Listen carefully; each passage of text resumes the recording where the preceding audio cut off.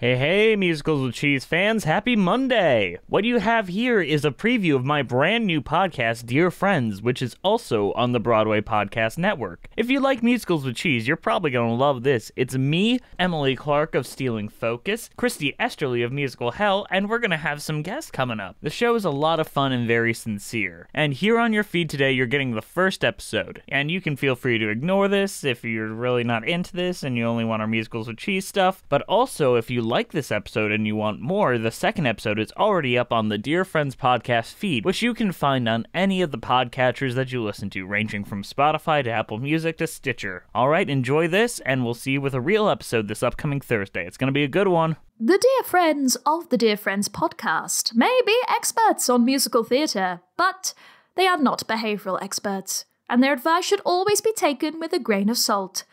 Their theatre recommendations, on the other, those are pure gold. Without further ado, the Dear Friends podcast. Dear friends, spill your woes to your musical family. Dear friends, they will take your questions and turn them into nuggets of wisdom and anecdotes in an otherwise cynical world. Dear friends. Hi, I'm dear friend Emily. I'm dear friend Christy. And I'm dearest friend Jess, and welcome to the Dear Friend Podcast, a write-in advice podcast for the musical-minded. And my God, guys, this is the first episode. we gotta make an impression. We can't mess this up, you know? We are ready to advise. We are ready. No, Christy, we're ready. We're ready to advise.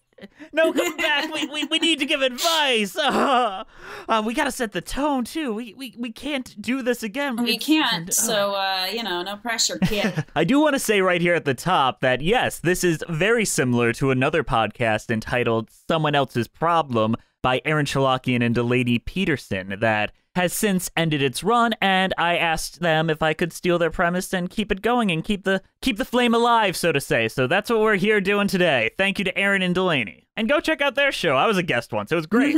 Miss it a lot. And I'm bringing you all together, and we're going to try to make this world a little closer. We're dealing with the COVID pandemic. There hasn't been any theater since March. Just been stuck in my little box here in this little corner of my house. It's just been me and the little diva Funko Pop back here.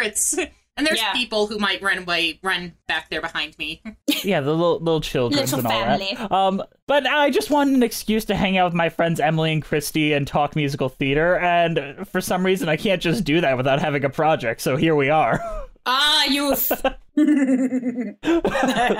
But we have a bunch of questions that we got written in, and we're just gonna dive into Oh my gosh. So how this will work, each of us is gonna read a certain question, and then we're just gonna try to give our best advice individually. And individually, we're gonna also give a musical theater song that might help you through that event. And we're gonna try to recommend new songs you might not know, or some songs that just might make you feel good during that time. We're gonna, there's no rubric whatsoever. We might just suggest defying gravity for everything. Yeah. Every song will be Skimbleshanks the Railway Cat. Every song is memory, just every one. But we will never know until we actually get these questions read. So, Emily, you're up for the first question. All right, so our first question comes from M, and he writes, Dear friends, early in the pandemic, I met someone on Tinder, and we seemed to hit it off right away. We started talking for hours, and it was great for a few weeks. Then he got called back to work, retail. He's exhausted all the time, and we're lucky if we get to talk at all most days. I get that retail is stressful, especially now, and I get it. Being left on red isn't my fault, but I feel like I'm back at square one most days. Do you have any tips on making the most of this? I feel like if the plague hadn't happened, we might have been a thing for a while already. Oh, M. That's rough. M, I have been in both your shoes and the other person's shoes in my life. And I'm going to say this. Might be harsh, but I'm going to say this. When someone really likes you, there's kind of no excuse for why they won't hang out with you. I know this is cliche, but they're probably just not into you enough to want to pursue this anymore. And it might not have anything to do with you, But I would suggest moving on because this person is not worth your time. I'm not gonna agree with you, Em. I think I'm gonna give contrarian advice, to be honest. It is stressful, and as someone that has worked many, many hours, like I've worked 4 jobs and then also did projects on the side, I did not text people. I did find valuable and emotionally gratifying, but literally just very busy. And like I would send a text one day and then continue the conversation 4 weeks later. I still do that.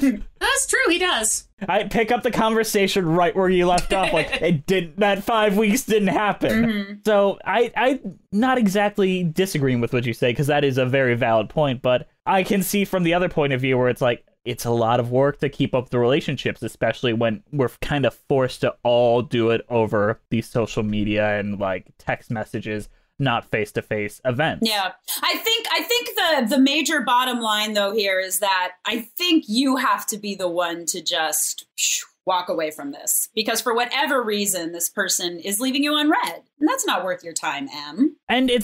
And Em, I also agree with that, but also this person probably has a different set of love languages than you probably do, which is also just a sign that you guys we're talking love languages now. I'm not qualified for this. And just to say, we are not experts here. We're just people. Oh, speak for yourself, kid. Well, the only experts we are here are musical theater experts. And even that's questionable sometimes. Yeah. Sometimes.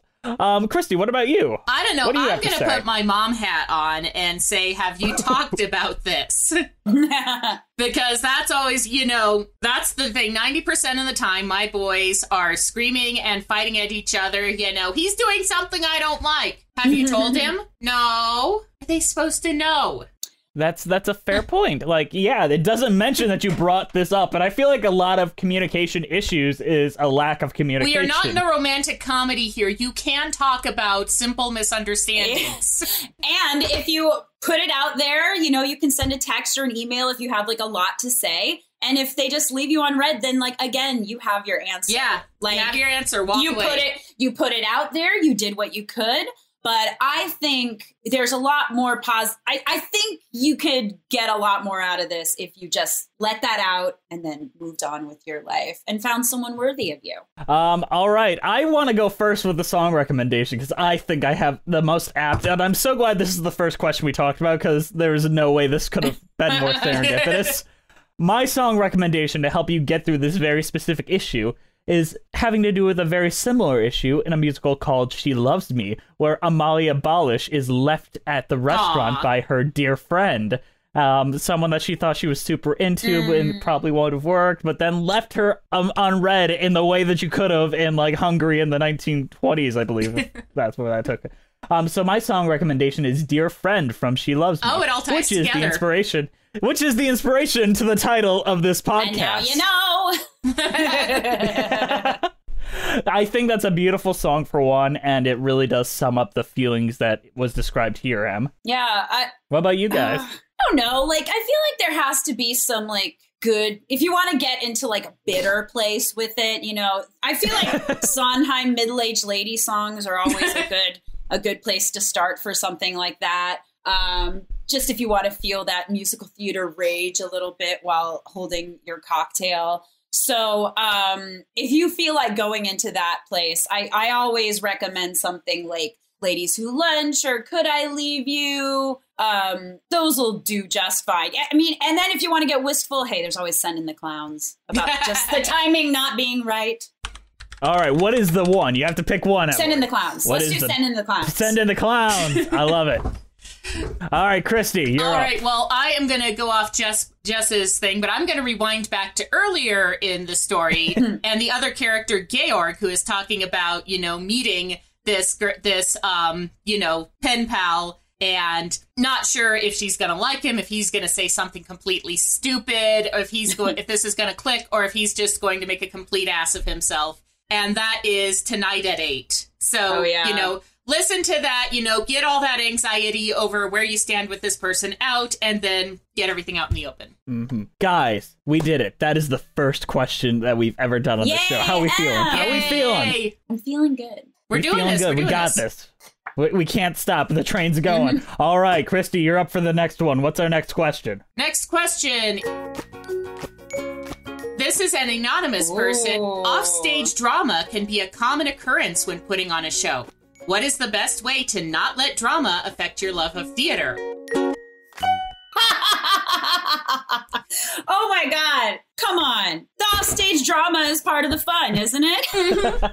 Not always. I get where they're coming from. Oh, I don't think I've ever done a show where there hasn't been some kind of drama. Always drama. There's always drama. That's because that's who theater people are. Yeah, there's clashing personalities. You're put together with a group of people who you don't necessarily know if you're going to work well with, and may or may not like. Oh my God! And if it's not them, it's the company or it's the stage manager. Or there's always drama. I feel like you just have to embrace it and kind of roll with it. You don't have to be a part of it. It's actually more fun to be on the outside and listening to other people's show drama or showmance stuff.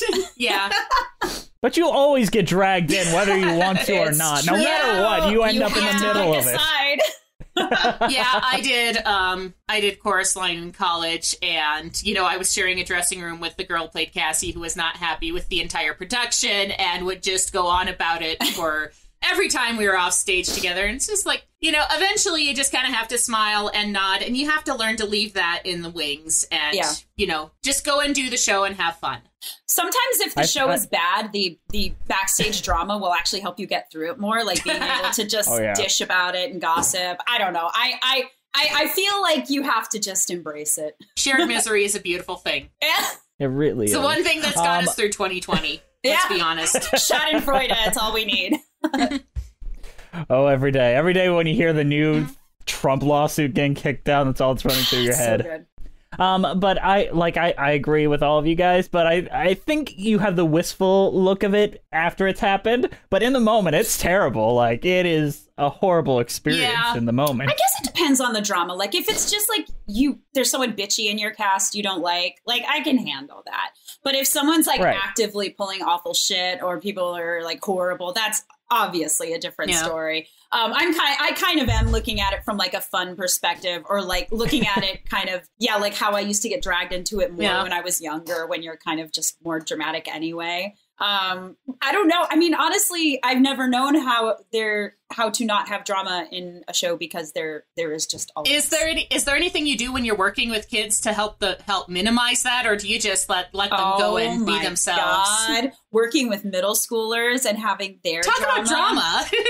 And they have it. They all have it too. The thing that I do is I kind of tell them to leave their BS at the door. Like, when they're in the rehearsal room, when they're practicing, when they're doing their show, that's what their focus should be. I kind of don't pull the you all have to love each other and be best friends. I do pull the you are in a company together and we have a goal and we are working towards that goal.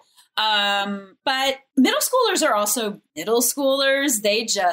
They are peak drama. Like, it's the best time of your life and the worst time of your life. It was never the best time of my life. It was always the worst. It was never the best time of my life. I don't know what your middle school experience is like, but I envy you it. It's not the best time. I mean, like, if there's something really cool about discovering like a passion when you're in middle school, like seeing a kid do a show for the first time and having them discover that. That's a really exciting thing to see and to have happen when you're that age. However, yes, everything else sucks. So with the middle school drama, and this could apply to adults too, just leave it at the door, because you're going to have your beefs, you're going to have your drama, but that's kind of for you to deal with on your own time. Do it in text, but your phones can't be backstage either. Right. So. I mean, I agree. What was the most drama you guys had in like your theater productions? Because mine was like I was in a production of The Wiz as The Wiz, and while in a rehearsal, I found out my girlfriend was cheating. Oh my goodness! Like, that was like as dramatic as it got. Oh my God, are you kidding me? It was right before the headshots for like the outside of the so I'm like teary every time I see it in the hallway. I'm like, there I was, there it is. Oh my God. Oh jeez. I don't know, because like I've been doing this a while, and there's different levels of it. Like, I don't know. I mean, there's been showmances, there's been breakups, there's been affairs, there's been people who hate each other, there's been casting drama, there's And then there's the stuff that's beyond your control. Just like someone just goes through a bad breakup in their life and now they have to direct the show that you're doing and they're kind of a mess. Like there's just so many levels of it that you kind of just have to be like, all right, how do we just, and the end game of the show must go on is kind of the mantra. I feel like it's like, okay, how do we do this? Because in the end, there's going to be a show and we have to do it. I love it. All right, songs, guys. We got to figure out what songs we'd recommend for this person and how they get with. It just so happens that there is a show based on this exact situation. So, and supposedly based on a real life situation. Story goes, this is probably apocryphal, that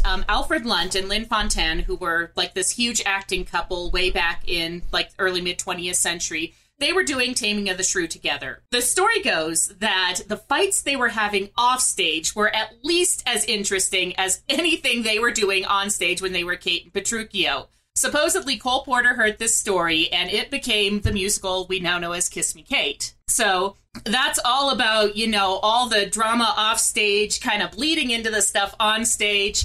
So I think an appropriate song for this is Another Opening, Another Show, because that's all about picking up and doing the show no matter what crap you've been going through to get there. That's brilliant. I love it. That's what I was thinking. That's such a good answer.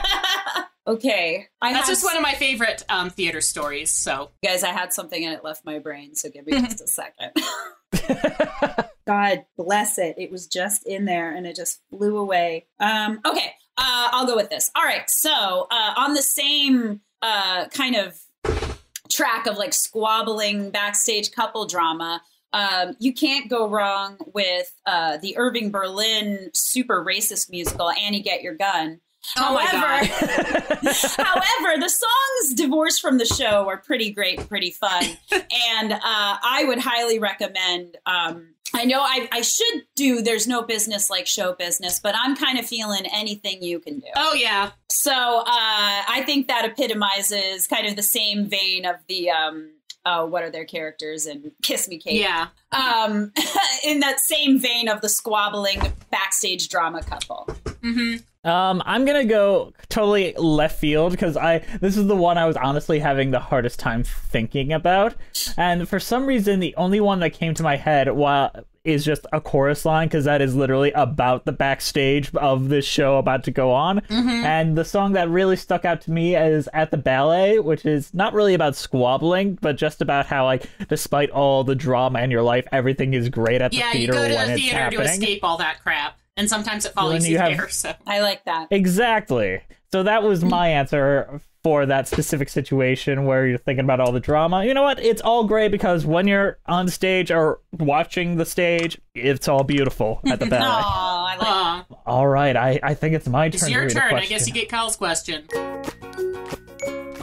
With the pandemic killing karaoke bars for the foreseeable future, what's the best way to find an excuse to break out into song? I don't understand the question. Who needs an excuse? Yeah, that's fair. If it's to be seen by other people, I mean, virtual karaoke bars. Oh, yeah. I've produced a couple virtual cabarets. I performed in one of them sadly, but I was there. You guys need to do that. Need to let me know when you're doing that again. Oh, God. I promise people send in the clowns. One of these days when I have a break, I promise, when we just throw a podcast into the mix. You're welcome. Yeah. Gosh, I mean, you know, my parents have a folk band, and they have been doing this thing. They live kind of in the mountains in Pasadena in this kind of nice little neighborhood. And what they've been doing is like once a month, like on a Saturday, they sit outside with their band and they perform, and they're socially distant, but they make it so that anyone in the neighborhood can hear them. And I thought that was really nice. Hey, Brian Stokes Mitchell was leaning out of his window during the first days of the pandemic and singing, and that was... Yeah. Oh. I'm glad he's doing better. I know he was doing pretty rough early on. I know. No, I think it was brilliant. I just love like these, like, have you guys seen The First Date, like thrown together pandemic special version of that Broadway show? Oh, with no. Samantha Barks. It was really well done for a pandemic. Like, it was much better than, say, like what we're doing right here, where it's just like first date over Zoom. It was like, got a couple there, but then when you've got like all the ensemble, they all pop in screens instead of coming up. It worked. Yeah, I get it. I was shocked at how well that worked. I think that's a good way, but as far as karaoke, what's stopping you from karaoke in front of your family? There's not a...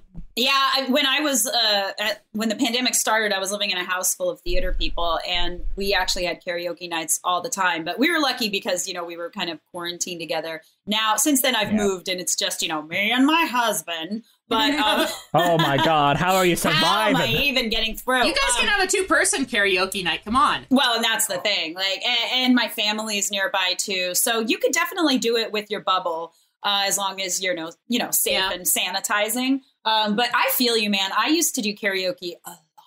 It was a big part of my life, and now it's just not anymore. So I feel you on that. Mm-hmm. I mean, I think my best actual answer to the question also leads into my song answer. So the best way to like kind of sneak in a song like without anyone noticing it is, and I've done this and my girlfriend hates it when I do this, is you take a good story song from a musical and you just start leading up to it in conversation until eventually you're halfway through singing it. And the ultimate like a random story song that really doesn't belong in a musical is the Shmuel song from the last 5 years. So you literally just be like, hey, I've got a story for you, new and unpublished, a little Christmas story. Then you just go into it, and before you know it, you're singing in front of someone. I love it. I'm gonna go kind of the opposite way, because I think the best way to get kind of singing to happen naturally is to pick something that like everyone kind of knows. And kind of have it build into a sing-along. So as weird as it sounds, I only believe this because I saw this show on Broadway, and the circle and the stage was practically in the round, and I could watch every single audience member singing along with this song. And that song is the title song from Oklahoma. So just start singing Oklahoma out your window, and I guarantee that people are going to start singing along with you. A brand new state. Yeah, it works. Everyone starts going, O-K-L-A. They love it. They start stomping and clapping. It transcends. We know we belong to the land. Yeah, it works really well. I'm one of those people who, you know, it's like you make your music where you're at. I'll be cooking in the kitchen and just singing at the top of my lungs, probably making the people in the, you know, house next door thinking I'm weird and probably embarrassing the heck out of my kids. But just throw on something that you love to sing along to. So I think probably the one that I love singing along to best right now is Don't Lose Your Head from Six. Don't lose your head. That's so much fun. Yeah. Grew up in the French court. Anyway. No, those are all such good answers. My God. I think now is as good a time as any for some advertisements. Go buy their shit, guys. Buy their stuff. Hey folks, how are you enjoying the show so far? It's been a lot of fun. Christy and Emily got a lot of fun things to say, don't they? I'm just here to ask you if you'd be willing to leave us a review on iTunes and also leave us a rating, because we're a brand new show and the algorithm is very much helped by your ratings and reviews. And also, if you could, just send it to a few friends, and then they'll send it to a few friends, and it's just a pyramid scheme into us becoming the most famous podcast on Broadway Podcast Network. And you love pyramid schemes, don't you? I wanted to give a little bit of credit here in the mid-show. Our theme song was created by the amazing Robin Nash of IOUmusicuk.com. She's amazing, and if you have interest in getting your theme songs made that sound as incredible as that, go check her out. IOUmusicuk.com. And I know I jokingly brought this up at first, but I really do want to provide some thank yous to Aaron Chalakian and Delaney Peterson and their wonderful but now defunct podcast, Someone Else's Problem, which this basically stole the format from. I asked their permission, and I am very grateful that they granted it for me. And if you're enjoying this first episode, why don't you check out some of their episodes? They're still up and going on iTunes, Spotify, Stitcher, everywhere there's podcasts. They're really great. I'm a guest on one of them. I'm a huge fan, and I do appreciate them letting us let that premise live on a bit longer. So thank you to Aaron and Delaney. And if you don't quite have enough of Emily and Christy, you can find them on their own YouTube channels. Find Emily at Stealing Focus, and you can also find Christy at Musical Hell. They do wonderful content, and you'll learn stuff at the same time. And I also have another podcast called Musicals with Cheese, where I try to show my friend Andrew that musicals are great, one musical at a time. And you can find that on the Broadway Podcast Network. All right, guys, I think that's all we have to say here. Let's get back to the show! All right, Emily, you're up again. All right. Ooh, this is another anonymous one. Dear friends, with the holidays just around the corner, I cannot help but find myself getting seasonal depression really hard. And being away from my family because COVID during this time of year just makes it all worse. Any advice for getting through a blue Christmas? I feel like because COVID is just like the reason for everything. Because COVID. Yeah. I didn't get dressed today because COVID. Yeah, that's your all-purpose excuse right now. We're doing this podcast because COVID. Because COVID. Yeah. I would say it's okay. First of all, it's okay to have the sad moments. We're living in a really hard time right now. And I think it's okay to have, and you know what, the holidays, I always get weirdly sad sometimes anyway, just because emotions are heightened and there's so much stuff going on. So let the sads happen, you know, let all the sad Blue Christmas, you know, music wash over you, and have a good cry. I'm a big believer in that. But I don't know what your social bubble situation, but I'm also a big believer in the idea of the family you choose. Your family is important for sure. But if you can't be with them, maybe you can still be with family you choose, people in your bubble, people who are around you, who might be in the same boat as you. As long as you all are safe and do all the right social distancing and planning, maybe you could try that for the first time this year and see how that works. Mm-hmm. I mean, I'm a big hugger, so I get how rough this is. And Christmas is my time, Sagittarius time, so it's like, oh my gosh, it's going to be so different. But on the other hand, you know, it's all the same. It's all the feeling you get and all the... what I've been doing is just been surrounding myself with like Christmassy stuff. Like, even though it's like 2 days after Thanksgiving, I already got like the tree up and like just things that make me feel that Christmassy feeling has really been effective for me. And it's going to be a rough year. I'm sorry to say this, but no matter what, it's going to be a harder year than usual, even though it's very hard for a lot of people this time of year. But maybe next time it'll be better. And, you know, they'll be safer. And the safety is what's really that matters. What about you, Christy? I'm all about making stuff for the holidays. So, you know, I love making fudge, candies.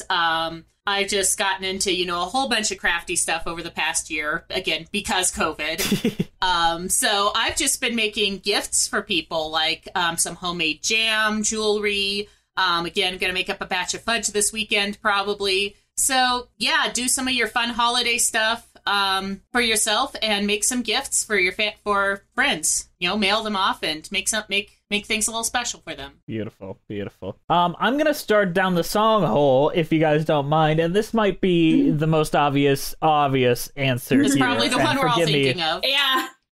Have yourself a merry little Christmas from Meet Me in St. Louis. Specifically, the line, someday soon we all will be together if the fates allow. Until then, we'll have to muddle through somehow. Which kind of sums up the entirety of this question, in my opinion. Okay. Not the one I was thinking of, actually. I, of course, went directly to Mame's We Need a Little That's Christmas. what I was thinking. Because if you know the context of this story, this is actually happening right around the crash of 1929. So Mame has lost all her money, you know, she's flat broke, and things look desperate. So she says, you know, haul out the holly, we're having Christmas right now. It's true. So, okay. Yeah. Oh no, the Christmas brigade's coming. Yeah. So yeah, just make the most, you know, it sucks, but let's have a little Christmas anyway. Yeah. And I'm gonna go the non-musical route. I think, like, if you want to get in that, like, sad Christmas mood to feel the feels, I think I'll Be Home for Christmas, but specifically like the Carpenters version with like Karen Carpenter's sad, pretty voice singing. I think like these will all hit a certain Christmas mood. Like these all hit kind of like a sad-ish kind of wistful mood that might kind of help you release those emotions. Yeah. Or Merry Christmas, Darling. That's a very good one. Oh, that's a good one too. Either of those. Yeah, I think those are all great. Oh my gosh, y'all bring in your A game with these song recommendations. All right, I think it's Christy's turn to read a state. All right. This is from Juliet, and she says, "Dear friends, I've really wanted to cosplay as Christine Daae for a few years. Any tips for cosplaying as Broadway characters without spending too much money?" I think the first tip I would have is don't cosplay someone from Phantom of the Opera. No! Yeah, I mean, Christy, you have specific relation to I that. have actually cosplayed twice as Phantom of the Opera characters, once as Christine and once as Madame Giry. And again, I'm not a cosplay expert, but in my experience, if you're trying to do anything pre-20th century or, elaborate dresses, you're not going to do it on the cheap. You're looking at good $1,800 just for the fabric itself. That said, you could probably do a not too expensive version of her dressing gown if you, go to the thrift stores, find a nice little white peignoir that you can add little lacy ruffles to and make that work fairly well. I mean, how much would it be to get the Hannibal dress, the ballet dress? I feel like that's a pretty simple outfit. Well, yeah, but you got corset I cannot talk. Corset boning. And you've got I guess it depends on how elaborate you want to go. I mean, Maria Bjornsson's costumes for Phantom are super detailed. There is lace and ruffles and sequins and appliques for days on just about everything and yards of fabric on all of them. So, if you just want a simple version of what somebody's wearing, you can kind of pare it down a little bit. But otherwise, you're looking at a lot of accessories. I'm noticing a horrible trend in Broadway cosplay, where if you want to cosplay as any female character, you're upward of $800, $900 minimum. But if you want to cosplay as the Phantom, go to a thrift store, find that little cummerbund, you spend $35. Yeah. There's actually a lady who goes by Phantom on a Budget who does really good cosplay of male characters in Phantom on the budget, as her name suggests. So yeah, there's that. I mean, there's not a whole lot of female characters you can do on the cheap. I mean, the Heathers were pretty popular at Broadway Con a couple years ago. Let me tell you, so I've dabbled in cosplay a lot, and I've done my Mrs. Leavitt cosplay quite a bit. And that has evolved over the years, because the first time I did it, I just bought a bar wench in a bag costume. Okay. It was really cheap. I'm actually a big fan of repurposing those Halloween costume in a bag. That's a good idea. Because if you're just doing it for funsies and it's just a one-off, as long as people can kind of, if you put on a Sarah Brightman wig and that dress and a cheap, kind of lacy white gown, dressing gown, they'll get it, especially if the Phantom is there with you. Now, here's the thing, is that I started doing it more and more, where eventually I was at the Ren Fair one year and I was you know what, I'm just going to invest in a corset. So I got a corset that's reversible. The other thing is that there's been so many different versions of Mrs. Leavitt that I kind of just was able to make it my own. As long as I had the bunches and the hair and the rolling pin, the Angela Lansbury hair buns. People got it. They were you're her from that. And and that's where I feel, especially if it's Phantom might be different because it's so iconic and it hasn't really been done in a lot of different interpretations at all, except for the Broadway one. But you could find a way to make it your own and at least start off cheap. And then if it goes over well, and if you want to do it more and more, you can add to it and embellish it kind of as you go. Because in the end, I feel it should be about the fun of it. And it's not like you're doing some crazy video game character with crazy big things all over them. It's like a dressing gown, So I would say don't be afraid to just kind of start off small and cheap and then see how it evolves over time. Do you want to make these investments? And also Christmas is coming up. Hey, Mom and Dad, can you get me this present? Yeah. Going off of that, cosplay's obviously been a learning process for me as well. So, simplicity patterns that you can kind of adjust are very cool. Like I said, the thrift store is your best friend, especially if you're doing something like Eponine, where you can just throw together a jacket, trench coat and a hat, and some baggy trousers. Be creative, find stuff, borrow stuff, and have fun with it. While I've got you three on here, or you two on here, including myself, what is a cosplay you would like to do that you've never done before? A Broadway cosplay. Let's limit it to that. Well, I am all over 6 right now, so I seriously want to cosplay either as Jane Seymour or Anne of Cleves.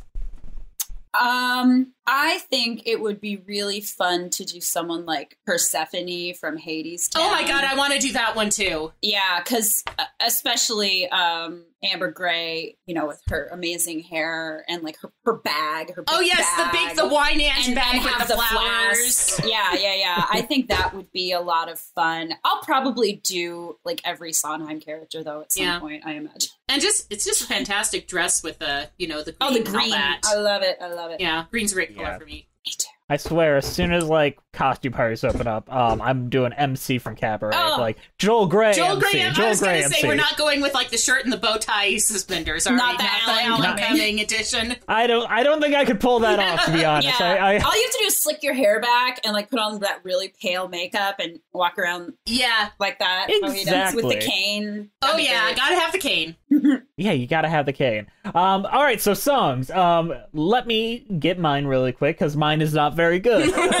There's not many songs about like getting dressed or fabric, and the only one that came to mind about this was the Ladies Paying from Sunset Boulevard. Because I always line I remember from that is Patti LuPone going, "I love fly, na na na na."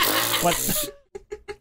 She was supposed to say I love flannel on a man, but it came out as I love fly, na na na na. They're way back in the early days of the interwebs. There was like a website of Misheard Theater Lyrics that had that as the name.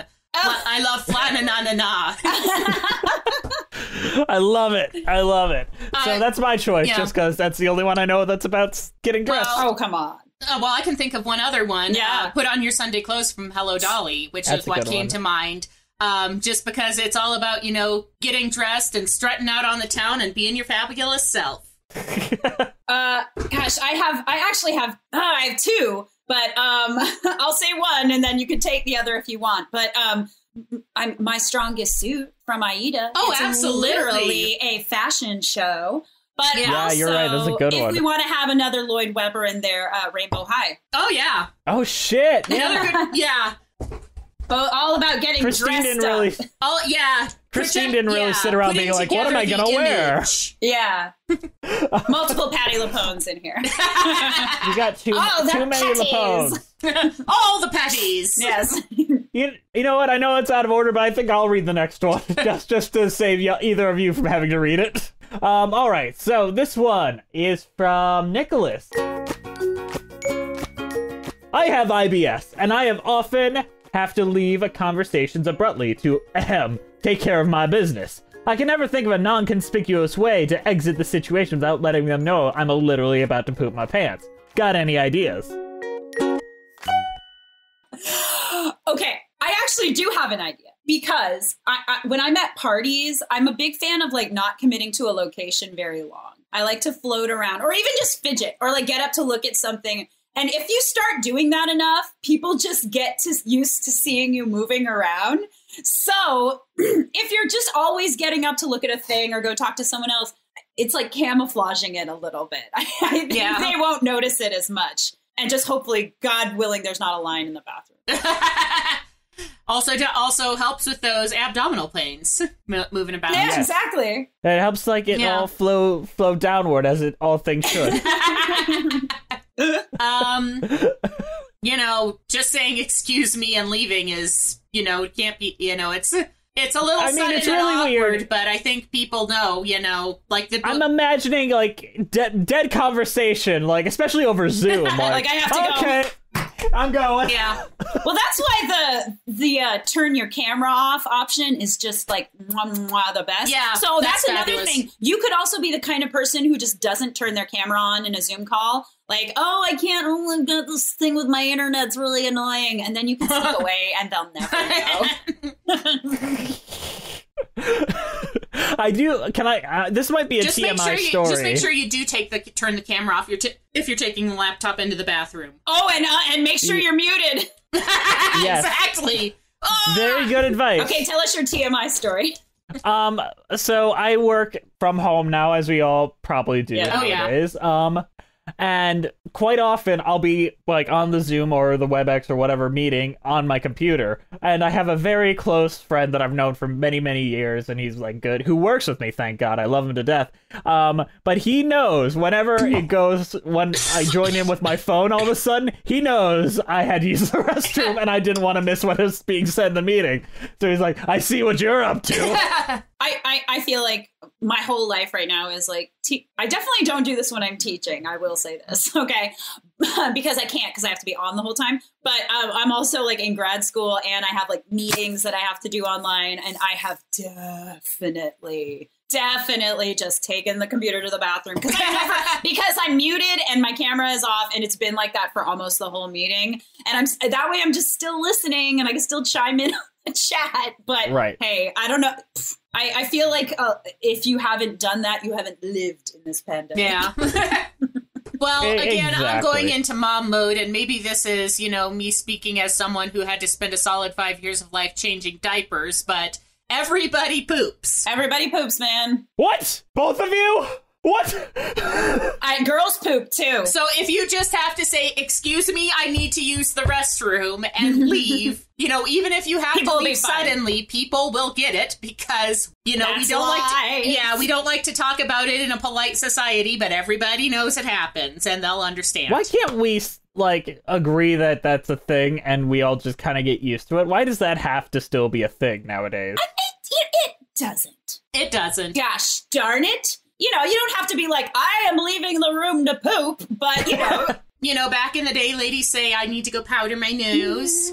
Yeah, just Yeah, I need to use the facilities. There is like a million euphemisms you can use for, needing to go to the bathroom. If you're in a situation or a party or a gathering or something where you're with people in person and you're close enough with them, not that you have to proclaim it. It's not like you have to proclaim it. But if the host of your party is like your best friend and they know your life. Yeah. Obviously, they don't need to know the details of your irritable bowel syndrome. But, if you're going to the bathroom, if you're in there a little while, or if you're making bizarre noises, they might come, but they might, knock on the door, say you're okay, and they're eventually, but. But everyone will be fine. Everyone will get over it. I promise you. All right, song. Okay, so this just made me think of, I don't know. I pictured you getting up and running to the bathroom, and so what was playing in my head was Run, Freedom, Run, Freedom, Run Away. So I just want you to picture that, because maybe it'll make you laugh too when you're running to the bathroom. Yeah. I have not so much of a song. It's almost a little snippet. We're going back to She Loves Me now. If you've ever seen She Loves Me, they're all working in a perfume shop. And every time a customer leaves, they'll all go and they'll do this little goodbye song. Goodbye, thank you, madam. I forget how it goes, but... Thank you, please come again, do come again. Yeah, goodbye. And it's like they'll stop in the middle of whatever they're doing, they'll do this song, and then they'll go back to arguing about whatever it was they were talking about 5 seconds ago. So that's just what popped into my mind. It's just like that little interruption saying, okay, I'm leaving. The only song that popped into my head for this is from Now Hear This, and it's That Makes Me Hot, which is about like those really embarrassing situations that we all have to deal with in life. Mm-hmm. Like you push someone down on accident and their prosthetic leg goes flying. Like you do. Yeah, that's a good one about like, we all have to deal with these really embarrassing, like I wet myself like in public while on stage. Stuff that you feel really guilty and weird about, but really everyone does it, and hardly anybody notices or cares. Yeah. Local youth repertory just did an abridged version. Now Hear This virtual. It was really neat. Oh, cool. Okay. All right. Emily. So another anonymous one. Dear friends, so I live on a pretty busy road, and for about 2 weeks, there's been this guy who drags his rowing machine onto the pavement and just ergs for an hour every night around 5 p.m. I have so many questions, and I feel like I'm at the beginning of a rom-com, but also I can't bring myself to go say hi to him while he's literally sweating and heavy breathing from exercise. Is it way too much if I take him some water or something, or too creepy? Take him that water. Get it. I have more questions than answers at this point. Yeah, I thought it was going to be like, why does this guy have to go do this on the street? But it turns out I think they're really into it. So get the binoculars out. I guess before you bring water, you need to have like the wave or the hello or at least a passing something. Paper airplane. Just throw it at him with the letter like, you want some water? I can't help but think that anybody who is dragging a rowing machine out to the middle of the road every day at 5 p.m. and doing their exercises wants to be noticed. I was going to say, he's doing this for attention. He's doing this to be seen. I disagree. It depends on where they are, but like if they're outside, maybe he's just doing it for a tan. Like... Yeah. In the middle of the road? Why can't he go into a driveway or something? It says in the middle of the pavement. I'm not sure if it's like that means in the middle of the street. Maybe it's or in the middle his of like driveway or something. Yeah, that's what I thought. Well, hey, if they're cute and you're like not being a creep about it, if you're just nice, like. How does one approach that without being a creep about it? Because I feel like at a certain point we're all kind of being a creep about it. I don't know. I mean, I would assume it's the same etiquette for approaching someone in the gym, which I've never done, so I couldn't tell you what it is. I guess if they're doing this out in public, it only makes sense that someone would see them. And so it's not like they're poking into their house to be like, hello, or knocking on the door. If you're just walking by, oh, you know what you could do? Is you could just be walking by with, you just have like some waters or something, and you could just notice them like it's the first time you've ever seen them. Be like, wow, that's such a great idea. I've never done this in the street. Do you do this a lot? Wow, you must work out a lot, huh? Are you tired? Because I have some water. I'm Emily, by the way. You know, I think there's a way you can do it. Oh my God, Emily's flirting voice is like, it's too realistic for me. I can't take it. You just have to kind of, I don't know, play coy a little bit, but they're in the public street. Like, it wouldn't be weird if you just walked by and just like, hi, even just a hi. Yeah. Working hard. Yeah. Where are you going with that thing? It's like you're on the Thames. No. I've got better advice. 4:45. Bring your own rowing machine out there on the pavement. Same spot he does. In your driveway and just. Better yet, drag out your elliptical and ask to rotate. Oh, yeah. I think. Wipe down first, COVID. Oh, yeah. Yeah. I think there's a way to make this work. Have some Lysol with wipes with you. All right, guys. What is our song recommendations for this dear friend? I'm gonna say Small World from Gypsy. That's a good one. Because that also, it's super flirty. It's also like you kind of just met the person and you're feeling them out and saying like, funny, you like this? I like that too. What a crazy small world. So I want some water. Yeah.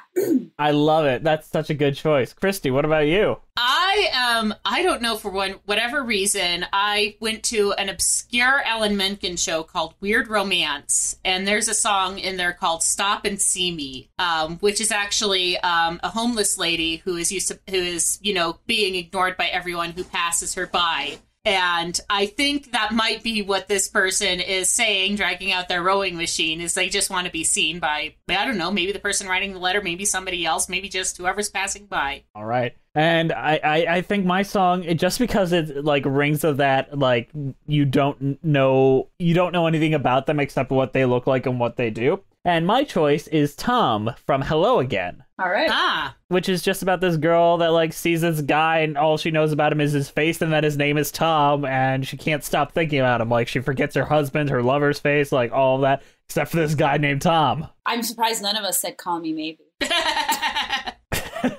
Hey, I just met you, and this is crazy. It's like literally the plot of Call Me Maybe. But isn't the twist of the song Call Me Maybe that he's gay? Wasn't that the twist of that music video? Isn't that the twist of Olivia Newton-John's Physical?